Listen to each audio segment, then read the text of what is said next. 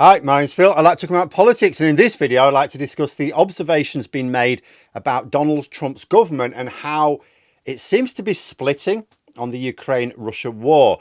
Donald Trump promised peace within 24 hours, but as experts have noted, there is no peace until Putin decides to stop invading, and until the world, including the United States, makes invasion more painful than peace for Putin, he will never agree to a peace deal unless Ukraine agrees to cease to exist. And some in Trump's administration may be realising this as well, as the signing of the mineral deal also represents a significant shift in the dynamics of the war. But first, for daily news and commentary, please hit the subscribe button to stay notified. So I'm waiting for the election results in Britain to come out. If you're wondering why I'm not talking about that just yet, they're not really coming out until this afternoon, it seems. So let's take a look at some interesting changes to the US dynamic with the Russian invasion of Ukraine. So Vice President J.D. Vance, the one who mugged Zelensky in the Oval Office, is now saying that the war in Ukraine isn't ending anytime soon. Now, this is a very interesting statement and a new position. Let's recap the journey that the stalling peace process has undergone in Trump's head. So first of all, the war was never going to have started if Trump, won in 2020. Of course, he did win, but, was allowed to win.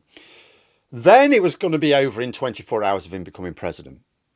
Then more recently, he threatened via his proxies to give the process a matter of days and he would walk away. Now, after the signing of the mineral deal, which I'll come to later in the video, Vance has said that the war won't be ending anytime soon. He did also talk about how much time Trump might invest in the process in future, but there were no threats of him walking away entirely as far as I could tell. Quite the reverse. Also, Vance didn't seem to be laying all the blame at the door of Ukraine this time, even acknowledging that they had been invaded, and who the hell likes that? Now, I have no idea where Vance personally stands on this. We know he's more pro-Russian, but it doesn't really matter. I don't think he cares that much. He just parrots the lines given to him by Trump. The point was being made that what Putin is demanding is that Ukraine not only recognise that Russia owns, not just occupies, owns a significant portion of Ukraine that they currently occupy, but that Ukraine should cede territory even that Russia doesn't currently occupy. In return for the peace, Ukraine is not allowed to join NATO, not allowed to host peacekeeping forces, in fact, not even allowed to accept weapons from other countries in order to defend themselves with their own military. Essentially, Ukraine is not allowed to do anything, not even lift a finger, to defend the territory still left to them. But Russia would be able to carry on building up its invasion forces to take the rest of it later on.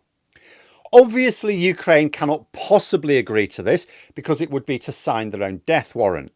Now, it's clear that Trump is not the only brain donor in the US government. Others lack the intelligence to understand this as well. But it is nonetheless a fact that Putin is not currently entertaining any form of peace that allows Ukraine to exist. And obviously, Ukraine is not going to entertain a short-term peace which represents nothing more than the final meal for the condemned person. You are never going to persuade Ukraine to accept oblivion, and Europe, although not equipped right now to be of enough use, is not going to allow Ukraine to be obliterated. And it goes beyond empathy for Ukraine. It would be very dangerous for other European countries to allow that. Trump came into this thinking that the best route to peace was putting pressure on Ukraine because they were the weakest. He kept constantly going on about it. You've got no cards, you've got no cards. So he put pressure on Ukraine as the easiest way, because from his point of view, only one side has to agree to peace and there will be peace, just give the other side whatever they want, right? And Ukraine, he thought, was the weakest nut to crack. But he didn't factor in the very different stakes on both sides, as Ukraine keeps trying to talk about. All Russia has to do is just stop invading. Russia carries on existing. But if Ukraine stops fighting, then Ukraine ceases to exist. It's that simple. The stakes are that different. The reality is it's impossible to pressure Zelensky into agreeing to destroy his country. And indeed, the Ukrainian people and parliament wouldn't accept it anyway. But it is possible to pressure Putin into a change of mind by properly collapsing his economy. Trump has got this calculation badly wrong, but not everyone in his administration is as dumb as he is. Vance has already acknowledged that the war isn't going to end soon, and so this must also be Trump's thinking now. that they realise there is no cork out of a bottle moment which will suddenly unlock peace. And one academic, Professor Scott Lucas, was pointing out that 2 weeks ago, the Americans were presenting Kremlin's demands as if it was Trump's peace plan. When Ukraine and Europe rejected it, both Rubio and Witkoff cancelled their trips to discuss the matter in London. So at this point, they were fully committed to Russia's demands. They weren't even willing to discuss it. Russia's demands, which they were presenting as Americans' proposals, were the only option. And they weren't going to talk to you unless you agreed with that.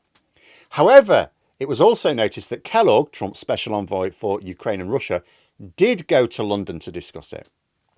And this was evidence of a split in Trump's team. Rubio, Trump's Secretary of State, and Witkoff, his envoy for the Middle East, but in this particular case in charge of pretending to conduct peace talks, both refused to discuss the matter with the Europeans and Ukrainians assembled in London, which makes you think that Trump didn't want the matter discussed, only agreed.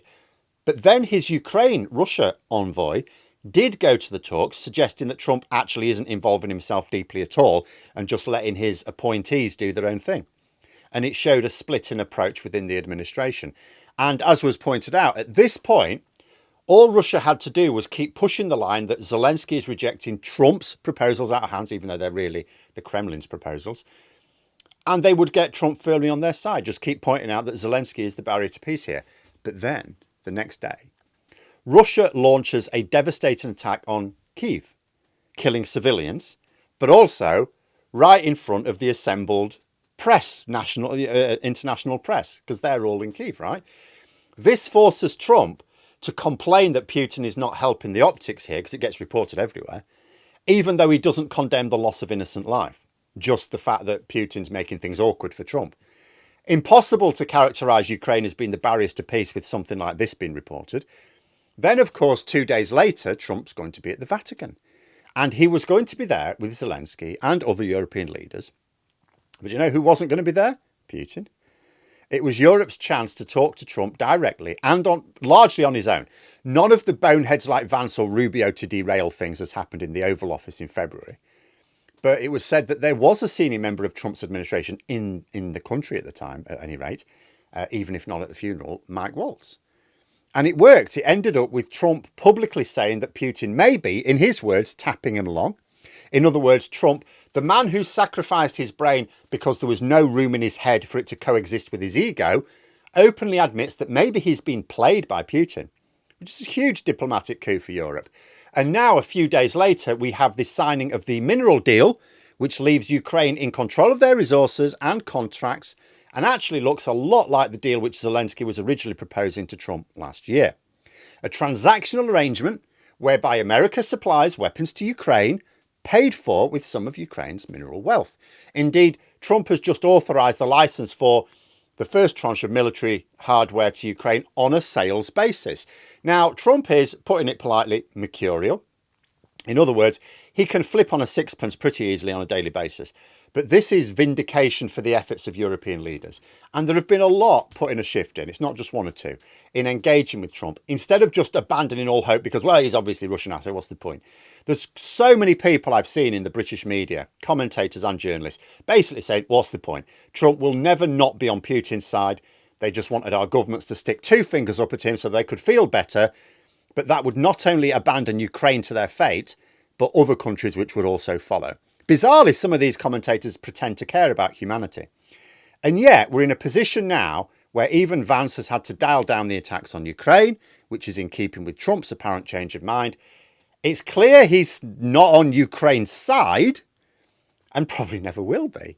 But agreeing to supply them with weapons on any basis is a massive shift. Remember, the Kremlin dictated American proposal just 2 weeks ago was that Ukraine not be allowed to import weapons from anyone. And now Trump is sending those weapons directly to Ukraine himself. Now, there's a very long way to go, and without America hitting Russia with major sanctions, this will take years, maybe decades. Because as long as Putin can afford to keep carrying this war on, he will do so. It'll be a huge embarrassment to him and with his own public. If he doesn't, he may end up, having a little meeting with Colonel Clumsy by the open fifth floor window. But this is a big win right here, and it shows that careful diplomacy can work on Trump if you can just appeal to that famous transactional nature. You know, people seem to forget Trump isn't in Putin's pocket as such. He's just very receptive to those who encourage him to ignore the rules. But there we are. Those are my thoughts. Let me know yours in the comments below. If you've enjoyed the video, please click the like button and subscribe for further content. If you'd like to support the channel further, you can click the join button for memberships. Thanks for watching, and until next time, I'll see you later.